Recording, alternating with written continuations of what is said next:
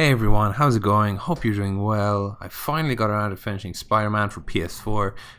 So the first pro that I wanted to talk about was, of course, the graphics. And the graphics, uh, they just leave me speechless. They look so pretty. The rendering is amazing. The combat's amazing. The skylines are amazing. Buildings all look brilliant in all like older Spider-Man games. It just looks like you're swinging through a Lego set. Um, like it goes at 50 frames per second or 60 frames per second with no hitching whatsoever. I am playing on a PS4 Pro, so your mileage may vary if you play it on the normal PS4, but I heard it's still pretty good.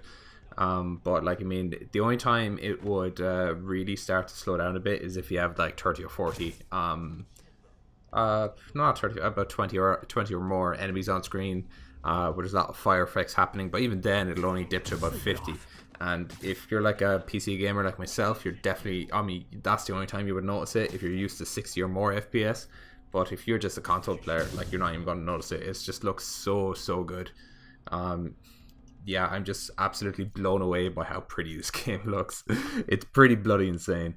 Like, I didn't think consoles were capable of this kind of thing. Like, it's really put it into a different light for me.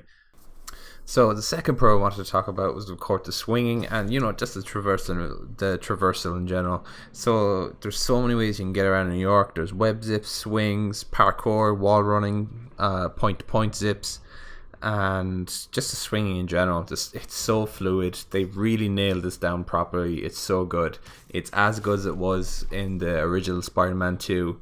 It's basically Spider-Man 2 on steroids. It's like they took everything from that game that made that game great, and they absolutely optimized it up the wazoo, and they just added so many other cool things. Like, you get around the city so fast. If you're really that bothered about swinging, you can always just take the subway, and that brings you to certain fast travel points. I can't stress enough how good the swinging is. It's just so, you just feel very competent getting around the city. You do it so quickly, you do it so fluidly. It's just excellent. Like, really 10 out of 10 for the swinging.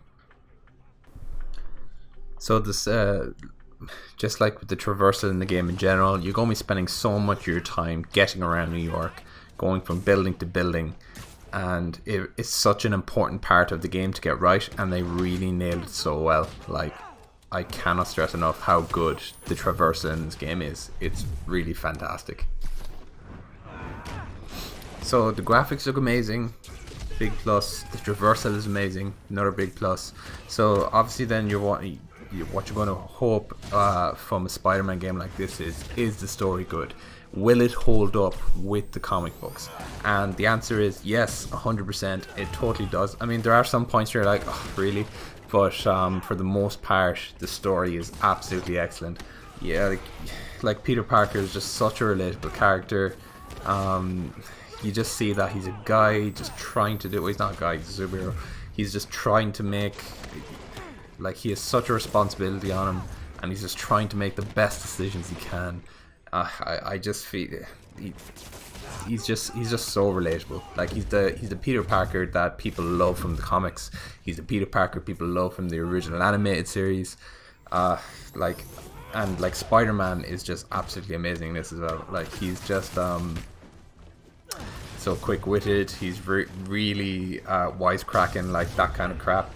Like, he's just brilliant. The story is very good. The story does at times get a bit, saw it coming a mile away, but at the same time, you're just like, it's just so solid. I won't spoil too much of the story, but it's very good considering it's a video game. And if you do enjoy reading Spider-Man comics, you are going to love this story quite a lot. There's a lot of cameos from Spider-Man comics from different both heroes and villains. There's villains like Tombstone, there's Scorpion, Electro, Vulture, Shocker's in it as well.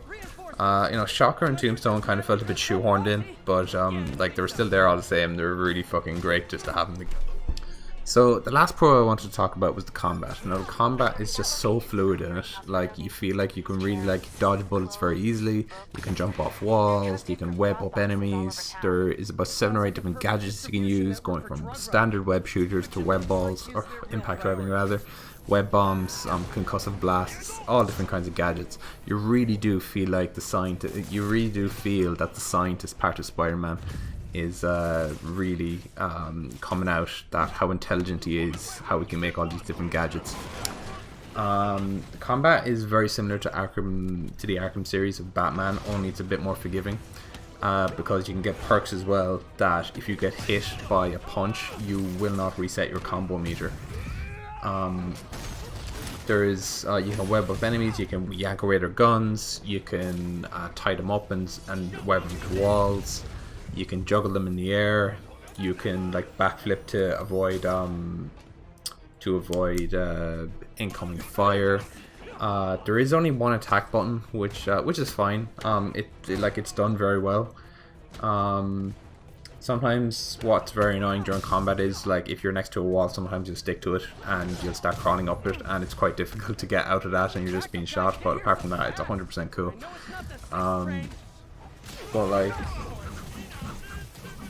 There's like one thing that's kind of annoying actually is the lack of variety of combos you can do. Like maybe a heavy attack and a light attack might have been good, but actually no, sorry. In retrospect, no, like just the one attack button seems to be really optimal. Like the combat, like I mean, they've got all the core things so well in this game. They have the graphics good, the story good, combat good, and swinging good. They're the 4 main components of a good game, good Spider-Man game, or of any game in general. And they have the skeleton very well done. So like with all the pros out of the way, I'm going to move on to the cons, which is my favorite bit because I'm like a negative Nelly. Okay, so the first con I'm going to talk about is this is just absolutely such a pet peeve of mine, was the boring collectibles. There were so many collectibles in this game, and you have to collect them to upgrade your character. And every now and again, the game goes, oh, I should probably go on patrol, which pretty much means go get upgrades or you're going to get murked in the next level. So, like, I think there's over 300 collectibles, one of which is collecting pigeons, which I just think is hilarious. Like, I feel like some senile old guy just asked me to help collect his pigeons, and I'm just like, right, I'm overlooking a few rapes and murders, but this guy's got to get his pigeons. Now, to be fair, they do mark all the collectibles on your map, and that's fine. If they weren't marked on your map, they honestly would not be worth doing. Like, there's things you can collect, backpacks, you have to get landmark tokens, which pretty much makes you have to go around the city and take pictures. There's activating radio towers like in Far Cry 3. There's research stations, and there's all those kind of things, just all tedious crap that was really superfluous in the game. So the next con I wanted to talk about was of course the needless stealth sections in the game. There's other playable characters you can play as in this game. You can play as Miles Morales and you can play as Mary Jane. So like this happens quite often, where I'd say it's about 6 or 7 times where you play as these characters, and what you have to do is you're basically stealth sections as both characters. You basically just have to make distractions, sneak around guards, and that's basically it. And it happens quite often in the game, and it's just so boring and unnecessary. I mean, you don't buy a Spider-Man game to play as a typical everyday person. It happens so often in the game. I'd say you probably use an hour to an hour and a half of the entire game on stealth sections where you play as either Mary Jane or Miles, and it's just so unnecessary. It's so boring.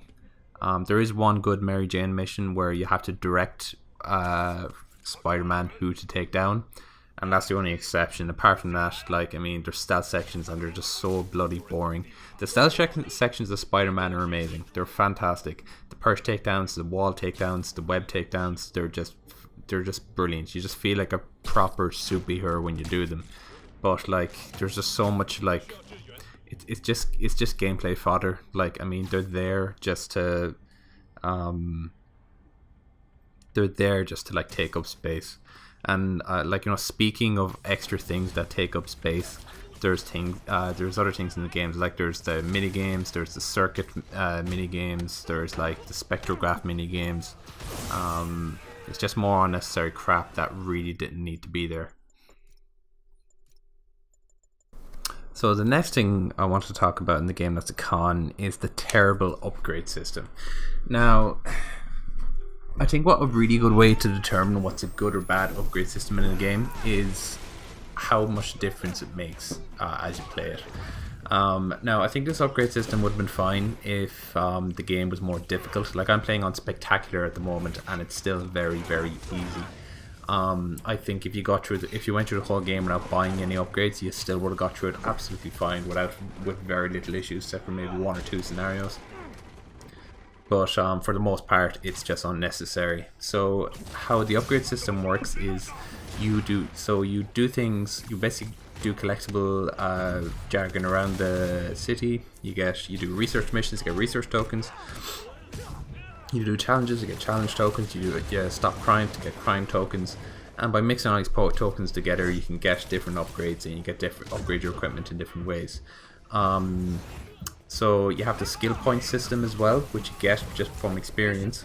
And I would say every skill that you get should either be there from the get-go, or you don't need it whatsoever. Most of them, I would say 90% of the skills are just useless.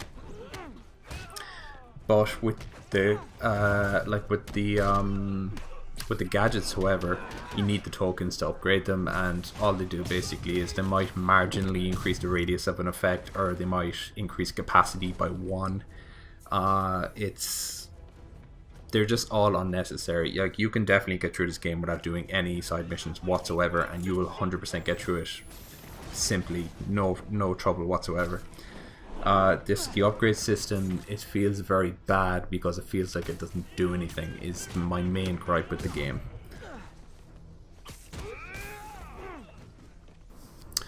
The final con, and probably the biggest gripe I have with this game, is the boss battles and the pacing of the game. Now, you see, with the boss battles, so if you compare this to like another good superhero game like the Arkham series, the boss battles and the pacing is very well done. So the pacing in the Arkham series is like, say in the first Arkham game, you do some minor missions, you fight Bane. You do some other minor missions, you fight Scarecrow. You do some other minor missions, you fight what other villains in that game? I don't know. The names are escaping me now, but like, it's very well paced out. In this game, it's basically the first 80% of the game is nothing really happens, and the last 20% everything happens all at once. There wasn't so much, like, it was arced very badly. Yeah, so the pacing was really bad, and just like in the same vein as that, the boss battles were absolutely terrible as well. The boss battles, like, all the boss battles happen probably in the last 15 to 20% of the game.